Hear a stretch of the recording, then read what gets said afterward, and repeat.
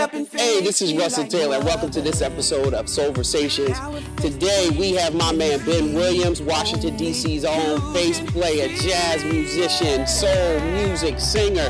He is incredible, and it's very special because I'm talking to you outside of the African American Heritage and Culture Museum here in Washington, D.C. So stay tuned for my man Ben. He is amazing. Oh, and now he is a governor for the Grammy chapter in New York City. So you stay tuned for all the magic that he brings. It's Soulversations. I'm Russell Taylor. Let's go. So today, welcome to Soulversations. I have a very special guest. This brother, Ben Williams. I just had to take a meditation sec because he has a record that puts you in that space that he will be performing, but we'll get to that in a second. He is soul, jazz, R&B. I'll let him tell you. He has 3 projects out. He's on an independent label, Rainbow Blonde. It's something masterful about him as an instrumentalist because he is a bass player, but also the next level when he performs and he sings, it takes his music to a whole nother space. So we're very happy to have him here. And let's unpack some things and talk. So welcome, Brother Ben. How you doing, man? Thanks for having me. It's my pleasure. Thank you for being here with us at Soulversations. Indeed, indeed. Where are you from? I grew up in D.C., Northeast. Shout out, D.C., DMV. Yep. Okay. Yep. How does growing up in D.C. show up in your work, in your art? Well, I think you kind of touched on it. So, I always feel like there was at least when I was growing up, it was Chocolate City. Yeah. So there was always this sense of like Black consciousness in DC that was just pervasive in our culture and everything that we do, and was always creative. I was always just surrounded by creative people, and just the energy of like Blackness was always here, and in a very like creative and intellectual way too. I always feel like that's a thing. I don't know if people really associate that.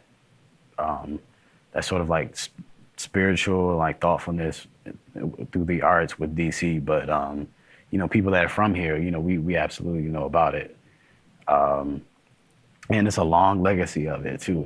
Everybody from Duke Ellington to Shirley Horn, Marvin Gaye, Michelle Ndegeocello. Right.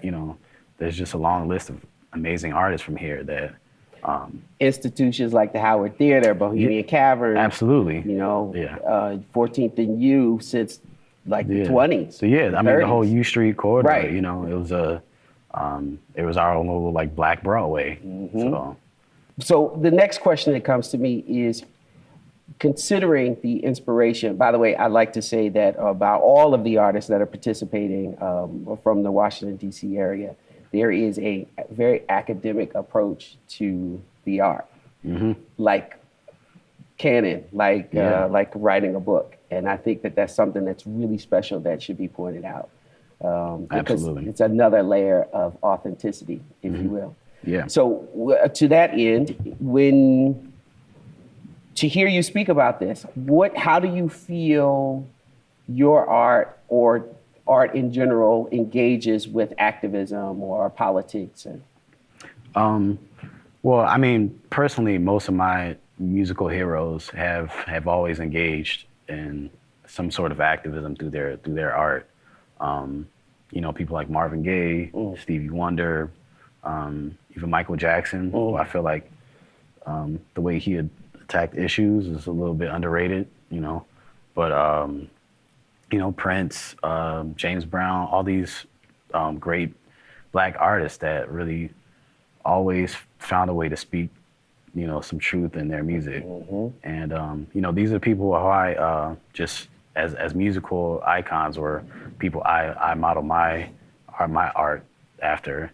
So, I just come from my mother she worked in Capitol Hill. She worked for, a lot of very influential congressmen, John Conyers and Ron Dellums. That's history. So she worked with these men. So I just kind of come from that cloth,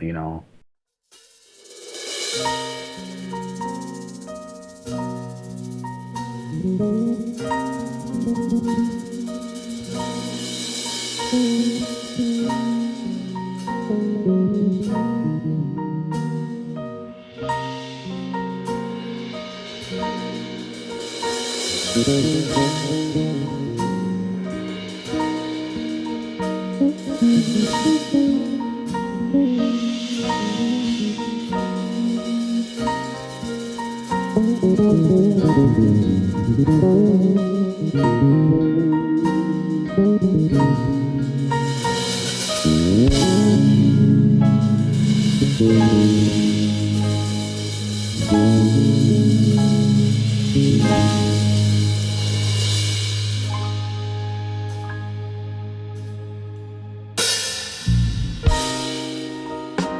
paid the cost to be the boss.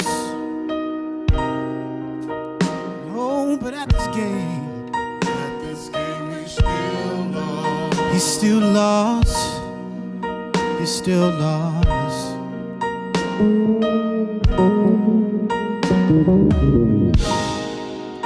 He paid the cost to be the boss. No, but at this game he's still lost. He's still lost. And oh, what happened?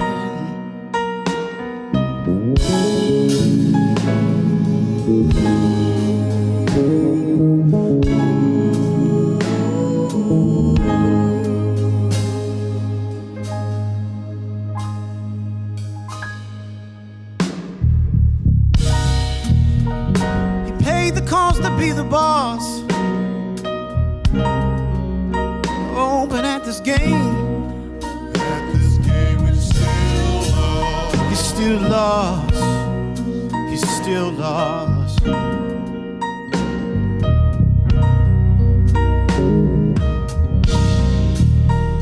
He paid the cost to be the boss. Oh, but at this game he's still lost. Still lost. And oh, what happened?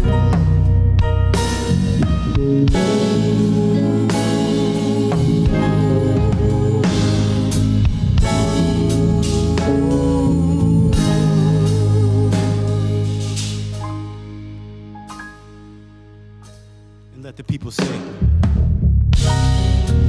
Let the people say what's on their mind and fall away from him. Let the people say what's on their mind and say what's on their mind and fall away. Let the people say what's on their mind and say what's on their mind and fall away. Let the people say what's on their mind, say what's on their mind and fall away.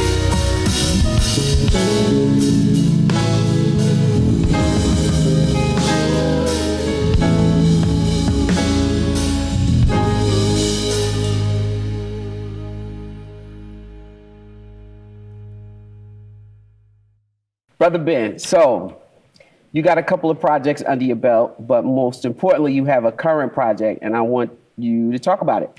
Yeah. The most recent project is called I'm a Man. It's inspired by the 1968 Memphis sanitation worker strike, which I'm a Man was sort of the motto, the mantra of their particular strike. You know, sort of like the Black Lives Matter of their movement.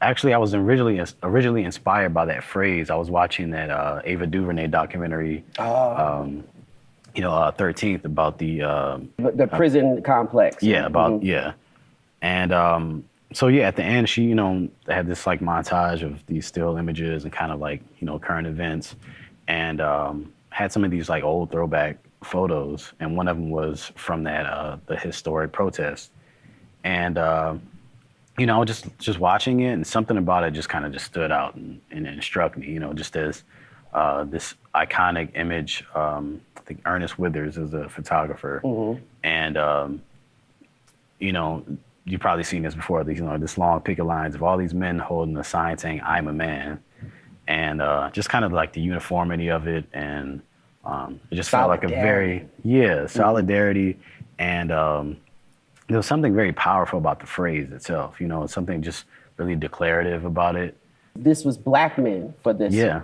So you don't see that often. Declarative, solidarity, black men, I'm a man, protest. So so you know, it's strong. It's a response. It's a very it's a response to injustice, but it's a, you know, they're like standing strong in it. And you know, I just wanted to use that sort of spirit of you know, not, to me, what I'm a man says is, you know, I'm going to tell the world who I am instead of letting the world tell me who I am. That's real. Okay, so what is your musical DNA? It's a lot of it is informed by a lot of different things, you know, a lot of different elements. So, you know, a lot of soul, R&B. This is the music I was hearing growing up in the house, you know. A lot of James Brown. My mom loved James Brown. You know, Prince. Prince was actually probably responsible for me just wanting to be a musician, wanting to be an artist. You know, just watching Purple Rain growing up. You know, I was like, I want to play music. I don't know what it's going to sound like, what I'm gonna do, but I want to be a musician like that. And you know, like people I mentioned before, Marvin Gaye, Stevie Wonder, all that Motown stuff. So, you know, very much influenced by that. Naturally, go-go. Well, yeah, you know, goes without saying. You know, but you know, also played in church. You know, so there's a lot of gospel. You know, just I think, you know, whether you're a religious person or not, I think the Black church is sort of finds its way. I mean, it's so pervasive in our culture. It's just, it's in it. It's part of everything that we do. So there's that. What about jazz? I feel like jazz. You got some jazz in there. Absolutely. I mean, and that's I really learned how to play music. You know, so I started playing jazz when I was in the 7th grade. DC public schools. You know, they started. Shout out DC public school teachers. Absolutely. You know, I'd already been interested in music at this point. Just kind of teaching myself by ear, and you know, my mother recognized that and made sure I was in a school that had an arts program that I could explore whatever arts I was interested in. And got turned on to jazz, Miles Davis, and Train, and all that stuff. These things, you speak about the arts program. This is the reason why we are here, and we are filming in the Arc Theater in Southeast DC because of the arts programs that exist in Washington, D.C. So, right on. So that leads to another question. I think you alluded to it, but I would love for you to expand on it a bit. When that spark, when you said, I gotta do music, this is what I gotta do. When was that? What was that spark? I think, you know, I don't know if I could say there was a moment. But it's, I just fell in love with music, you know. And, you know, a lot of things that you fall in love with, you know, you're just introduced to it, and it just grows and grows and grows slowly over time. And that's how music has been for me. And what I love about it is just, you know, I've always been like a curious kind of person, you know. Even as a child, I was just always curious, just getting into things. And for me, music is always, it's a constant discovery. You know, I'm always learning. It's always teaching me something about it. It's teaching me a lot about myself, and it gives me an outlet to just process all this stuff that's going on. Okay. You know.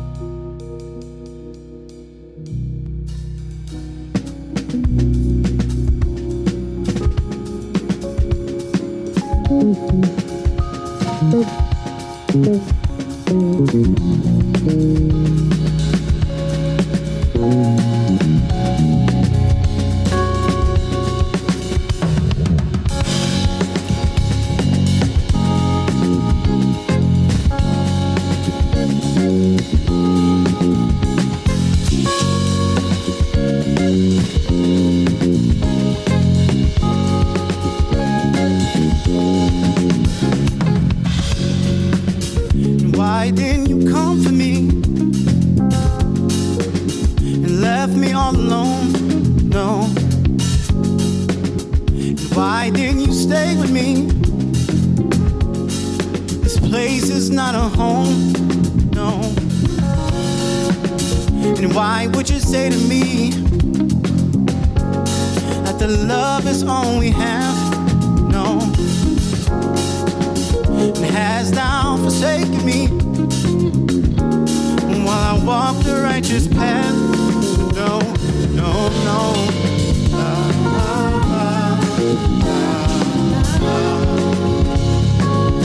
Yeah, and if you hear me calling for you, oh no, no. If you hear me calling for you,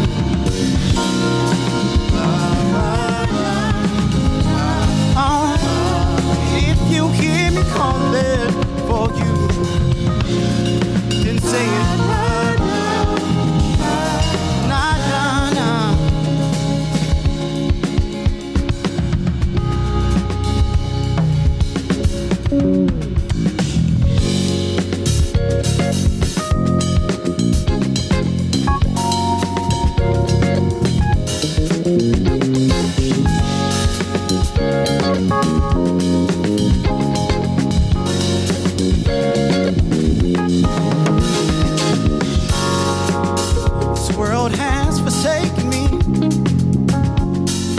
Trying to hold on, no. But where my life is taking me, you expect me to be strong, no. If you are who they say you are, yeah, the truth, the life, the way, no. Then why is there so much suffering? And do you hear me when I pray? No, no, no.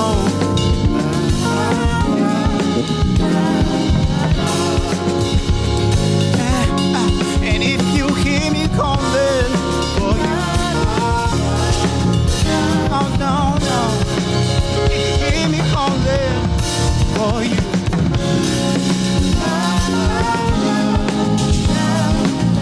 hey, if you hear me calling for you, then say it. La, la, la, la, la. La, la, la.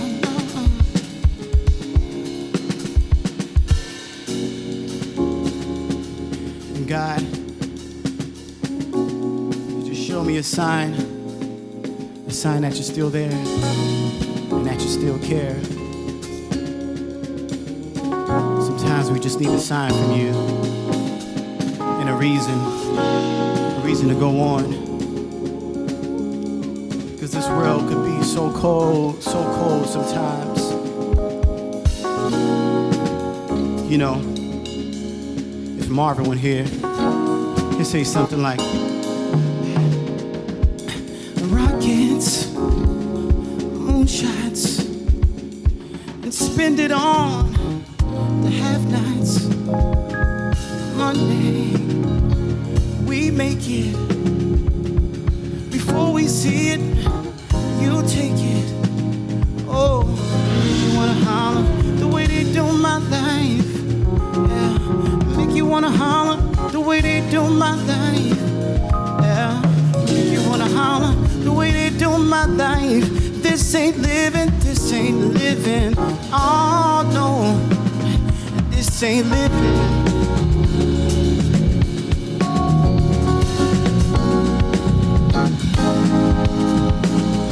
This ain't living.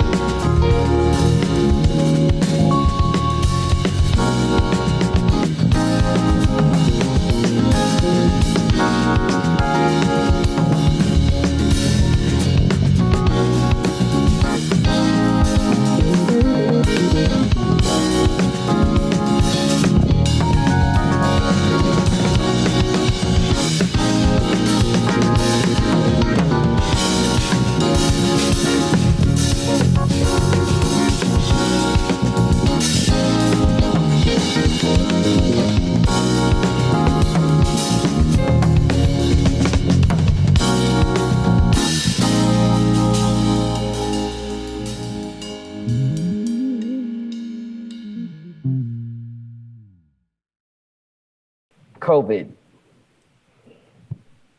Yes. That dirty, good. Never heard of it. How do you feel? Where do you see the new normal for music? That's the better way of asking. Ooh, it's hard to say now because we're right in the middle of it. Yeah, we're still in it. You know, what I will say, you know, obviously this is a very unprecedented time. And I think when you have these moments in history that are unprecedented, you know, it tends to shift things. It shifts everything. And I think it's going to happen in music. I know personally, you know, I'm doing a lot of writing.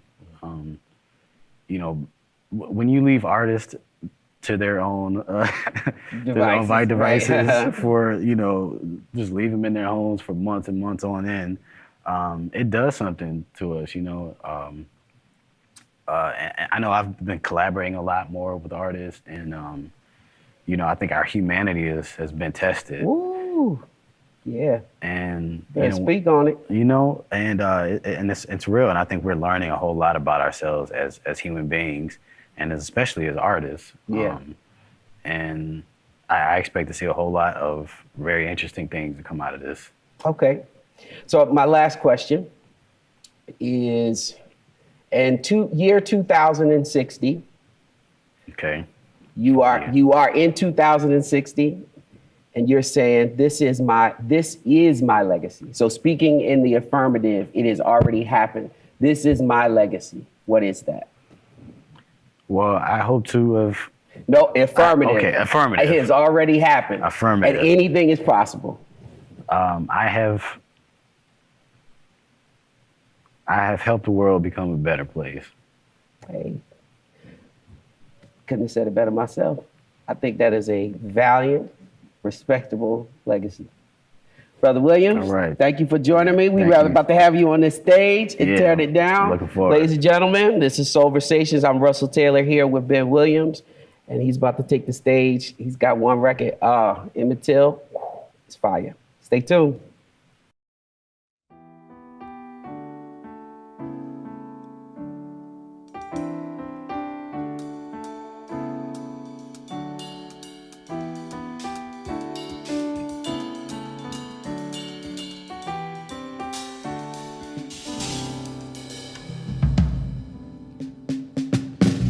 Was down Mississippi not so long ago, when a young boy from Chicago town stepped through a southern door.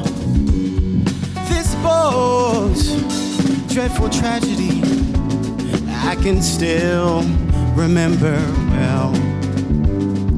The color of his skin was black, and his name was Emmett Till. Oh no, no, oh no, his name was Emmett Till.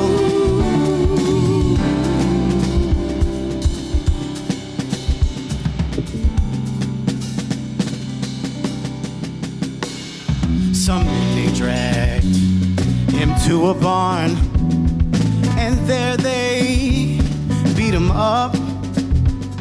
And they said they had a reason, but I can't remember what. And they tortured him. They did some things too evil to repeat. There was screaming sounds inside the barn. There was laughing sounds out on the street.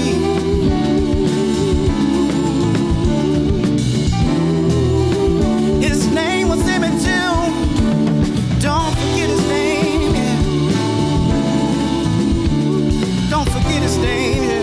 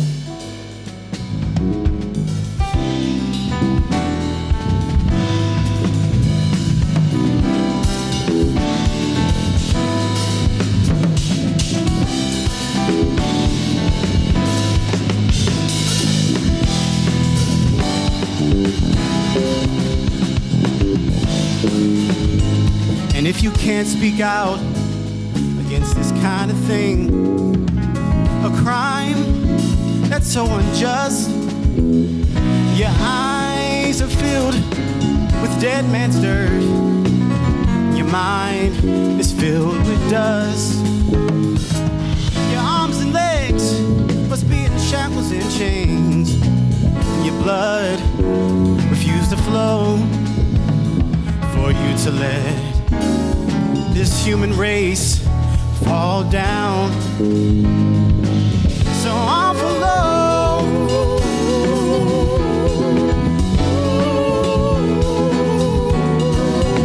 So awful low. His name was Emmett Till. His name was Emmett Till. Don't forget his name. His name was Emmett Till. Oh no.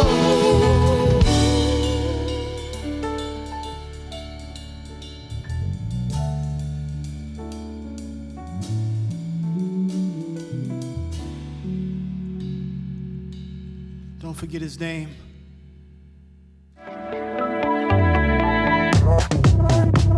Before you came along, I was hardly living.